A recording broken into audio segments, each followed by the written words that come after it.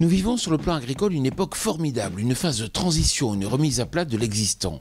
Alors certes, comme toute mutation, ce n'est jamais facile de tout remettre en cause, mais dans le fond, a-t-on vraiment le choix?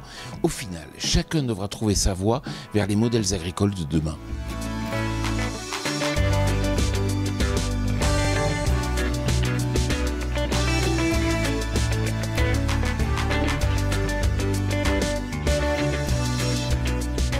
Cette semaine, je vous emmène dans le Vaucluse, tout près d'Avignon, à la rencontre d'un jeune agriculteur qui pense que réussir sa transition agroécologique passe avant tout par une démarche de groupe.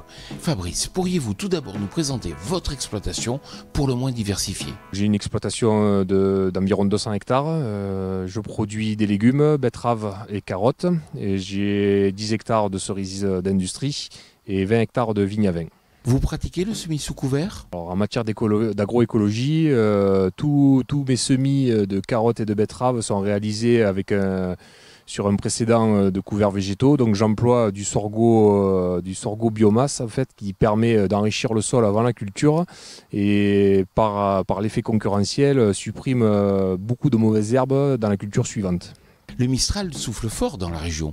Comment protégez-vous vos cultures? Alors je plante du peuplier, parce que ça pousse relativement vite, c'est facile à entretenir. Vous pensez qu'il vaut mieux s'engager dans la transition agroécologique avec une démarche de groupe? Alors s'engager dans l'agroécologie, c'est plus facile en groupe parce que quand on réfléchit à plusieurs, chacun amène ses expériences, son savoir et on avance beaucoup plus vite à plusieurs, surtout sur des sujets aussi complexes que l'agroécologie. C'est quoi Demain la Terre? Alors Demain la Terre, c'est une association avec une charte qualité qui nous a permis de formaliser toutes nos actions que nous réalisions sur les exploitations et a permis de tirer vers le haut tous les autres agriculteurs. Et donc ça crédibilise nos actions et tout ça est contrôlé par un organisme extérieur. Il y a également un volet social. Où chaque adhérent de Demain la Terre partage avec les autres toutes les actions qu'ils font pour pouvoir améliorer au quotidien le travail de nos salariés. Mais cette transition n'est pas facile. Comment lever les obstacles?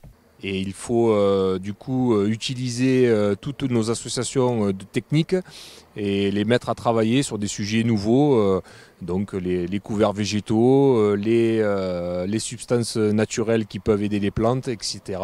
Donc je pense on est sur un schéma aujourd'hui d'agriculture conventionnelle qui a été créé après la Seconde Guerre mondiale et aujourd'hui il faut créer le nouveau modèle agricole du 21e siècle. Merci Fabrice. Quant à moi, je vous retrouve la semaine prochaine sur TV Agri pour un nouveau regard porté sur l'agroécologie.